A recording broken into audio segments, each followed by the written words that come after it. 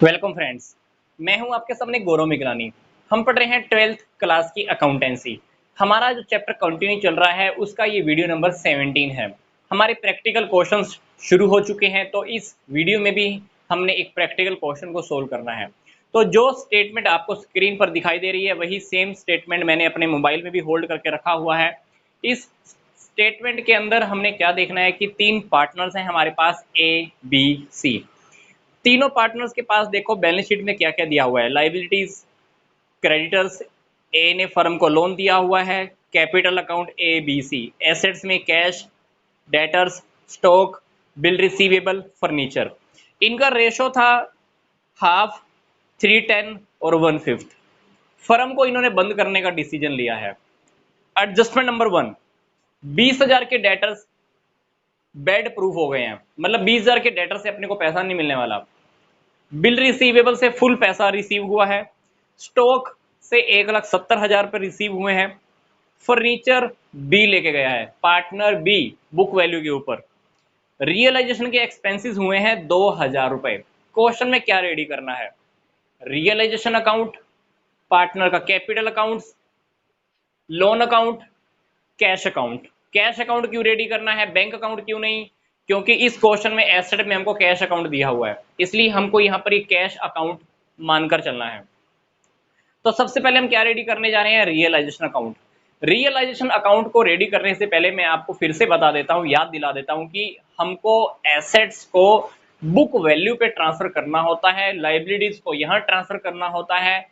तीसरी बात सबसे इंपॉर्टेंट, जो हमारी एसेट्स हैं हम उनको जब सेल करेंगे तो पैसा हमारा यहाँ पे आएगा। एसेट ट्रांसफर यहाँ पर, एसेट को सेल करेंगे तो यहाँ पर। तो ये छोटी छोटी बातें अपने को ध्यान रखनी है। कैश और बैंक बैलेंस रियलाइजेशन अकाउंट में कभी भी हम ट्रांसफर नहीं करते हैं। पार्टनर का लोन अकाउंट अलग से बनाना है, यहाँ पर नहीं लिखना है। तो सबसे पहले हम क्या करते हैं, बैलेंस शीट में जो हमारी एसेट्स हैं उसको हम यहाँ ट्रांसफर करना स्टार्ट करते हैं, कैश को छोड़कर। तो सबसे पहले अपने को क्या लिखना है? डेटर्स। डेटर्स की स्पेलिंग आप पूरी लिख लीजिएगा, मैं यहाँ पे थोड़ा शॉर्टकट में लेके चल रहा हूँ ताकि क्वेश्चन को और वीडियो को बहुत जल्दी कंप्लीट किया जा सके। डेटर्स कितने के हैं? 2,40,000। Stock 1,75,000। Bill receivable 30,000। Furniture 5,000। Liabilities transfer कीजिए। क्रेडिटर्स 2,75,000। ए की लाइबिलिटी थी, यहां लिख दिया। ए ने जो फर्म को लोन दिया हुआ है वो ए के लोन अकाउंट में लिखिए। लोन वाला हमने पैसा यहां पे नहीं लिखना है। बाय बैलेंस बीडी कितना लोन दिया हुआ है? ए ने 30,000। ठीक है, तो ए का लोन अकाउंट भी हमने यहाँ पे शुरू कर दिया। पर सबसे पहले हमको रियलाइजेशन अकाउंट ही स्टार्ट करना है। सेकंड नंबर पे यहाँ आएंगे, थर्ड नंबर पे यहाँ, फोर्थ नंबर पे यहाँ। ठीक है, तो अब हमको क्या करना है, एसेट्स को आप रिलीज करना स्टार्ट करो। एसेट को आप रिलीज करना स्टार्ट करोगे तो सबसे पहले एडजस्टमेंट में आपको क्या दिया हुआ है? डेटर से 20,000 कम रिसीव हुए हैं। डेटर्स टोटल कितने के हैं? 2,40,000 के। मतलब डेटर से पैसा कितना मिलेगा आपको? 2,20,000 का।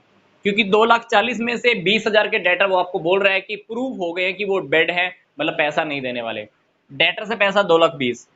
बिल रिसीवेबल कितने हैं? 30,000। फुल पैसा रिसीव हो गया है। बिल रिसीवेबल कितने का है? 30,000। तो बिल रिसीवेबल से समझ लेना कि आपका 30,000 आ गया। आगे देखो, स्टॉक से कितना रिलीज हुआ है? 1,70,000 लिख दिया। फर्नीचर वैसे भी पार्टनर लेके गया है बी, तो टोटल पैसा देख लीजिए हमारे पास यहाँ पे कितना आया, 2,20,000 और ये हो गया 2,00,000, 4,20,000। क्योंकि ये 2,00,000 तो ये हो गए, 2 + 2 20, 4,20। तो एसेट्स को रिलीज करने से जब भी हमारे पास पैसा आएगा हम क्या लिखेंगे? Bye cash account, 4,20,000। आप पूरा डिटेल चाहे तो यहाँ पे लिख सकते हो। डेटर से कितना आया, स्टॉक से कितना आया, बिल रिसीवेबल से कितना आया। पर यहाँ पे हम किसी भी प्रॉपर्टी का नाम बाय के साथ अटैच नहीं कर सकते। कैश अकाउंट के नीचे आप ब्रैकेट में लिख सकते हो स्टॉक से कितना पैसा आया, डेटर से कितना आया और बिल रिसीवेबल से कितना आया। फर्नीचर कौन लेके गया है? Partner B. तो यहाँ पे आप बी की कैपिटल लिख दीजिए, बाय बीज कैपिटल अकाउंट। कितने में लेके गया है? बुक वैल्यू पे। फर्नीचर था कितने का? 5000 का ही था, वो 5000 में ही लेके गया है। क्वेश्चन में सबसे इंपॉर्टेंट बात, आपको क्रेडिटर्स की पेमेंट करने से रिलेटेड कोई बात नहीं कही गई है। जब भी क्वेश्चन में आपको ऐसी सिचुएशन मिले कि लाइबिलिटीज की पेमेंट करने से रिलेटेड आपको कोई बात नहीं कही गई, तो आपको लाइबिलिटी की पूरी पेमेंट करनी है। मतलब क्रेडिटर हमारे 2,75,000 के हैं, एडजस्टमेंट में हमको कुछ नहीं बोला गया क्रेडिटर्स को लेकर, तो हमको 2,75,000 पूरे पे करने हैं। तो यहां पे आप लिख दीजिए टू कैश अकाउंट, कितना? 275।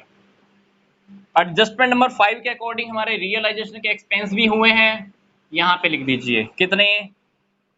2000 रुपए। तो हमने क्वेश्चन में क्या, आई थिंक सारी एडजस्टमेंट हमने फिट कर दी है। ठीक है, अब हम क्या करेंगे, क्वेश्चन में डेबिट और क्रेडिट साइड का टोटल निकाल लेते हैं, ताकि हमको ये पता चल जाएगा कि कितना प्रॉफिट आया और कितना लॉस आया। तो हम पहले डेबिट साइड का टोटल कर लेते हैं। डेबिट साइड का जब आप टोटल करोगे तो हमारे पास एक बार सारा टोटल आप लगा के देख लेना, ये आएगा 7,27,000 रुपए। और क्रेडिट साइड का अगर हम टोटल देखें तो ये हमारे पास आएगा 7 लाख रुपए। इसका मतलब है कि क्वेश्चन के अंदर हमको क्या हो रहा है, 27,000 रुपए का लॉस हो रहा है, क्योंकि डेबिट साइड हमारे पास बड़ी आ रही है और क्रेडिट साइड हमारे पास कम है। तो ये 27,000 रुपए का जो लॉस है, हम क्या करेंगे, पार्टनर्स में आपस में डिवाइड कर देंगे। लॉस हम कहां पे डिवाइड करेंगे? By loss transfer to as capital account, B's capital account और सीज कैपिटल अकाउंट। कितना लॉस आया है? 27,000 का, क्योंकि यहाँ का टोटल 727, यहाँ का 7 लाख। तो 27,000 का ए को कितना मिलेगा? हाफ, जो कि दिया हुआ है क्वेश्चन में 13,500। बी को कितना मिलेगा? 27,000 का, बी को मिलेगा 27,000 का। रेशो में एक बार चेक कर लेता हूं, 310, 80,100। और सी को मिलेगा 27,000 का 1/5, ये आएगा 5,400। तो हमने क्या किया, तीनों पार्टनर्स में लॉस को डिवाइड कर दिया। जब लॉस को डिवाइड किया तो हमारे पास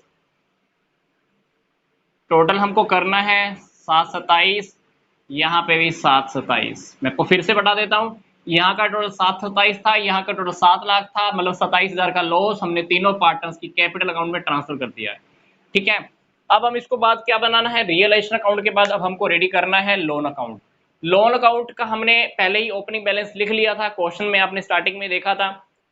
फर्म क्या करेगी, पेमेंट कर देगी। कितनी? 30,000 है, तो 30,000 आप क्या कीजिए, 30,000 ही था हमारा लोन ना, 30,000 डबल अंडरलाइन और हमारा लोन अकाउंट कवर हो गया। लोन अकाउंट पूरा होने के बाद हमको क्या करना है, पार्टनर्स का कैपिटल अकाउंट शुरू करना है। आप ये देखिए तीनों पार्टनर्स की बैलेंस वीडी कितनी है, 1,50,000, 5,000। रियलाइजेशन का लॉस यहां पे लिख देते हैं, टू रियलाइजेशन अकाउंट। लॉस कितना कितना, 13,500, 8,100, 5,400 लिख दिया। बी फर्नीचर भी लेके गया था, बी की कैपिटल क्या हो जाएगी, डेबिट। तो टू रियलाइजेशन अकाउंट, फर्नीचर की वजह से बी की कैपिटल हमने क्या कर दी, डेबिट कर दी।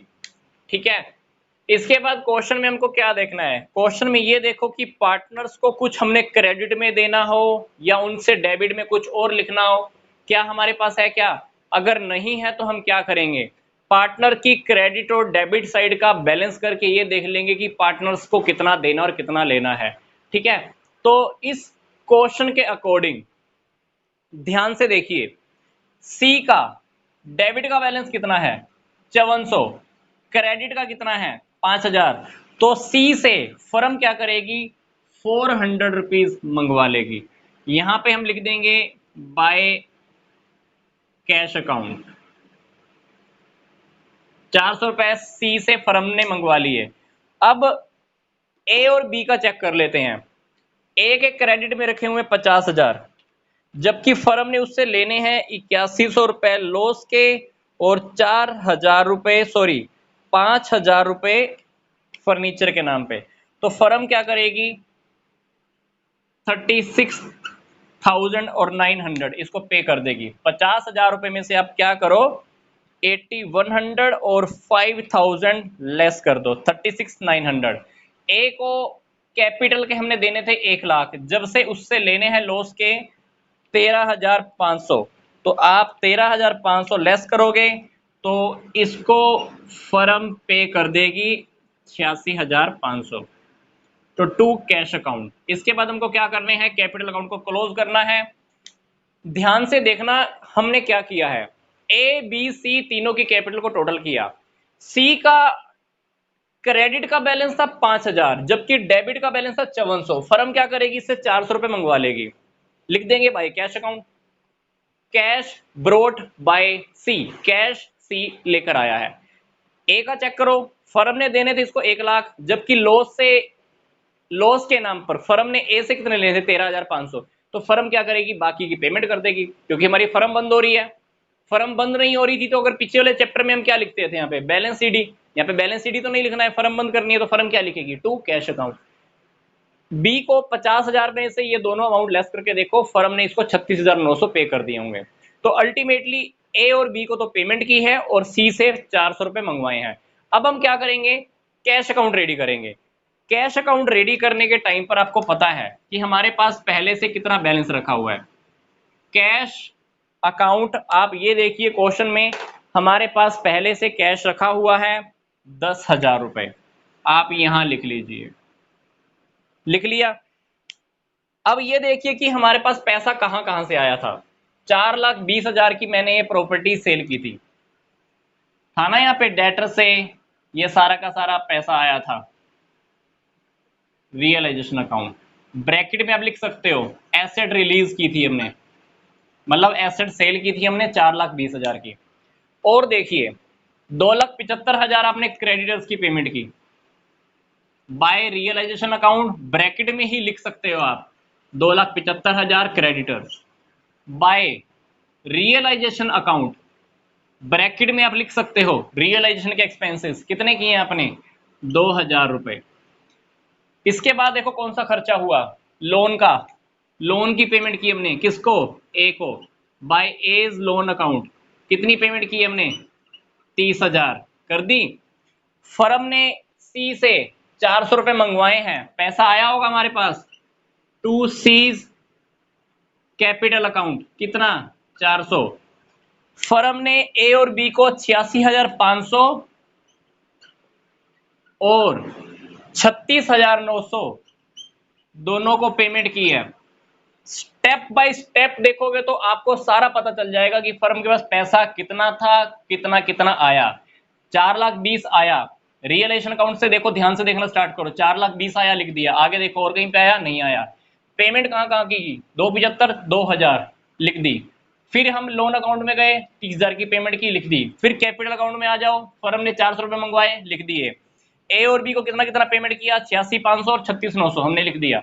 अब हमको क्या करना है, सिंपल सी बात, कैश और बैंक अकाउंट दोनों साइड का हमको क्या करना है, टोटल। तो हम टोटल लगा के देख लेते हैं, अगर दोनों साइड का बैलेंस इक्वल आ गया तो इसका मतलब है कि हमने पीछे से क्वेश्चन करने में कहीं पे भी मिस्टेक नहीं किया, अदरवाइज हमको क्वेश्चन फिर से दोबारा देखना पड़ेगा। तो हम क्या करते हैं, डेबिट साइड का टोटल लगा के देखते हैं पहले।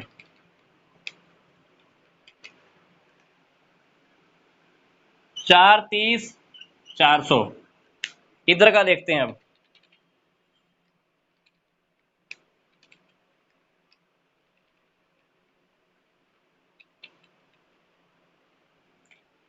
430 400 गुड। इसका मतलब है कि फर्म के पास पैसा रखा था, इतना और आया और हमने इसमें से सारी की सारी पेमेंट कर दी। अल्टीमेटली हमारे पास कुछ भी कैश या बैंक बैलेंस बचा ही नहीं हुआ, क्योंकि फर्म बंद हो रही है। बैलेंस बचा के फर्म ने करना क्या है, जो था पार्टनर्स को डिवाइड कर दिया हमने। तो अल्टीमेटली कैश और कैश अकाउंट का डेबिट और क्रेडिट का बैलेंस हमारा इक्वल आ गया। इसका मतलब है कि हमने क्वेश्चन में पीछे भी कोई भी काम करने में कोई गड़बड़ी नहीं किया। सिंपल से स्टेप थे, रियलाइजेशन अकाउंट रेडी किया, पार्टनर का loan account, capital account, then हमारा कैश अकाउंट हमने रेडी किया। तो नेक्स्ट वीडियो के अंदर हम फिर से एक क्वेश्चन और स्टडी करेंगे। तो मिलते हैं नेक्स्ट वीडियो में। यहाँ तक का वीडियो देखने के लिए आपका धन्यवाद।